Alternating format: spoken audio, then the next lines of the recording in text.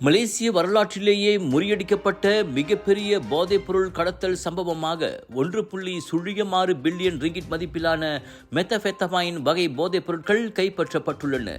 ஜனவரி 25ஆம் தேதி கிள்ளான் வெஸ்ட்பாட்டில் மேற்கொண்ட அதிரடி சோதனையில் போலீஸ் அவற்றை பறிமுதல் செய்தது. 166 மில்லியன் போதைப் பித்தர்களுக்கு பிரித்து கொடுக்கக்கூடிய அளவுக்கு 33,200 கிலோகிராம் எடையிலான அப்போதைப் பொருட்கள் 166 தூம்புகளில் அடைக்கப்பட்டு 2 கொள்கலன்களில் வைக்கப்பட்டிருந்தன. ஈரானிலிருந்து வந்ததாக நம்பப்படும் அவ்விரண்டு கொள்கலன்களும் ஆஸ்திரேலியாவின் சிட்னிக்கு கடத்தப்படவிருந்ததாக புக்கிட் அமான் போதைப்பொருள் குற்ற புலனாய்வுத்துறையின் இடைக்கால இயக்குனர் டிசிபி மாட் சானி தெரிவித்தார். போலீசின் சோதனைகளில் அவை அழகு சாதன பொருட்கள் மற்றும் மெழுகு என பதிவு செய்யப்பட்டிருப்பது தெரிய வந்தது.